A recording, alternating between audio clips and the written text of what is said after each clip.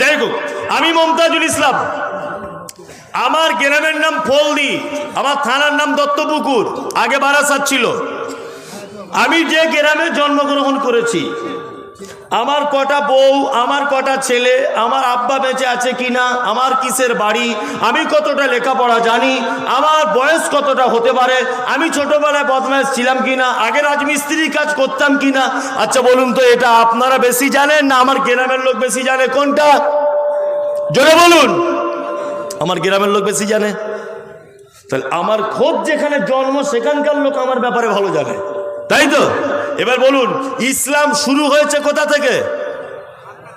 মক্কা থেকে, তাই তো?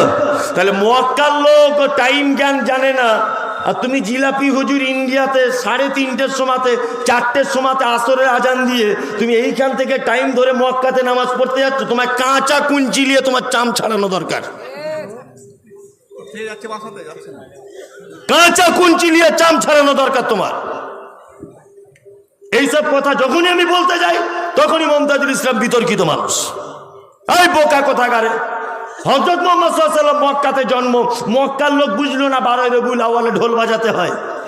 মক্কার লোকেরা জানলো না 3-4 দিন ধরে 12 রবিউল আউয়ালে ঔরস করতে হয়। আল্লাহ নবী সাল্লাল্লাহু আলাইহি ওয়াসাল্লামের মদিনাতে 10,000 সাহাবীর কবর আছে, 10,000 সাহাবীর কবরের উপরে চাদর চড়ানো নেই, তাদের কবরে ওই ঔরস হয় না। আর জিলাপি হুজুর এখানে বলছে নবীর নামে ঔরস করতে হবে, 12 রবিউল আউয়ালে ঢোল পিটাও আর নবীর নামে গান গাও। বদমায়েশ কোথাকারে, বিশ্বাসঘাতক। নবী যেখানে জন্ম সেখানে 12 রবিউল আউয়াল তারা চিনতে পারলো না, সাহাবীদের কবর তারা চাদর চড়াতে পারলো না। আর ইসলাম যেখানে জন্মগ্রহণ করেছে তারা নামাজের টাইম ঠিক করতে পারলো না, আর হুজুর এইখান থেকে টাইম দেখে কাবা শরীফে পর্যন্ত নামাজ পড়ে না। মানে এদের জাহান্নামেও লিবে কিনা সন্দেহ আছে। আমি তো মনে করছি আর কি, আমি কারোর নাম করে বলিনি, বলেছি? বলিনি। খুব সাবধান, আমাদের পাড়া গ্রামেও কিন্তু এই সমস্ত সমস্যাগুলি আছে, আছে না? আছে। টাইম নিয়ে আমি মমতাজুল ইসলাম এটা যখন এখন বলে দিব তখন কিছু লোক বলবে কে আমাদের মাদ্রাসার মৌলভী সাহেবরা তো বলে না, কে আমাদের এলাকার তো কোনো মৌলভী সাহেব বলে না, তাহলে অমুক মাদ্রাসায় আজান হয় না কেন ঠিক টাইমে? মসজিদ না হয় গ্রাম্য ব্যাপার, মাদ্রাসা তো নিজের ব্যাপার। জি, আসলে ওনারা সব জানেন, হয়তো ব্যাপারটাকে গুরুত্ব দিয়ে ভাবেননি। আমি যতটা গুরুত্ব দিয়ে ভাবছি ব্যাপারটাকে ততটা গুরুত্ব দিয়ে ভাবা হয়নি। আচ্ছা বলুন, এটা কোরআনে আছে না নেই যে ইন্নাস সালাতা কানাত আলাল মুমিনিনা কিতাবাম মাওকুতা?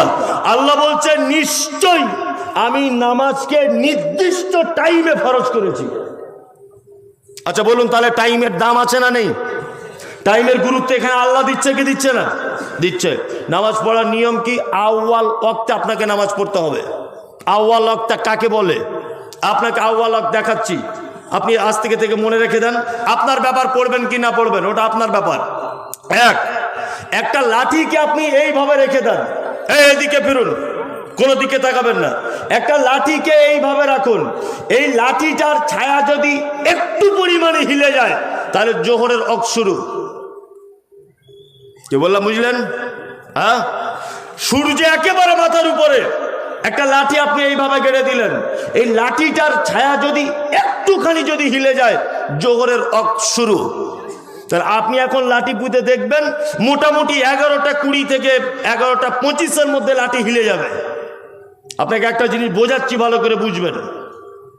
আপনাকে খুব মন দিয়ে এইটা নিয়ে তর্ক বিতর্ক করবেন না।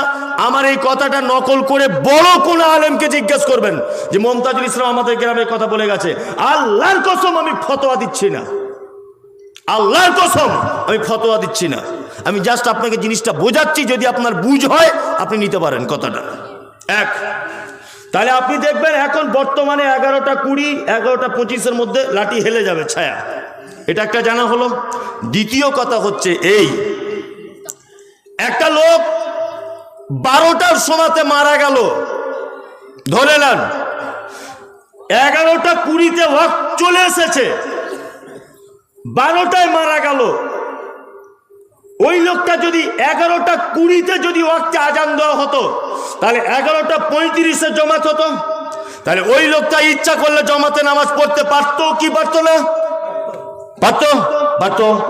কিন্তু আমাদের পাড়া গ্রামের একটা সিস্টেম হচ্ছে এই যে আমরা ওয়াক্ত যখন আসে মাঠে লোক কাজ করছে, দেশে 11:15টার সময়, 11:15টার সময়, 1:45টার সময় আজান দে নিয়ে 1:15 জমাত কর।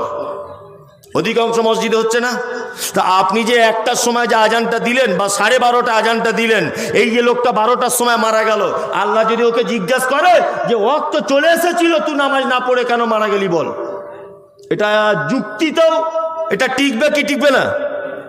এইবার একটা কথা আপনাকে বলে রাখছি, যদি বলেন যে পাড়া গ্রামের মানুষ খেটে খাওয়া মানুষ, হ্যাঁ খেটে খাওয়া মানুষ, একটু সামঞ্জস্যতা করতে পারেন, তাই বলে 12:20 ওয়াক্ত আসছে 12:30 আজান হবে, 11:20 ওয়াক্ত আসছে 12:30 আজান হবে, এত ডিফারেন্স নয়।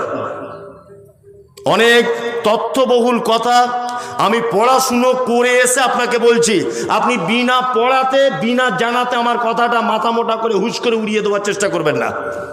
এটা আপনার কাছে বিনীত অনুরোধ, আপনি এই ব্যাপারটা নিয়ে তদন্ত করুন, পড়াশুনো করুন। যে মুমতাজুল সাহেব কালকে এই কথা বলে গিয়েছে, অবশ্যই আপনি আমাকে ফোনে জানাবেন। এখন আপনার সঙ্গে তর্ক বিতর্ক করতে আমি একদমই রাজি নয়। খুব হিসাব করে মাথায় রাখবেন, আল্লাহ বলেছেন নিজে নামাজকে নির্দিষ্ট টাইম আমি ফরজ করেছি। টাইম বড় ইম্পর্টেন্ট ব্যাপার। সৌদি আরবে ঘুরে এসেছেন, কাবা শরীফ আউয়াল ওয়াক্ত আজান হয় না? হয়তো আউয়াল ওয়াক্ত আজান হয়। এই তো হাজি সাহেবরা বসে আছেন।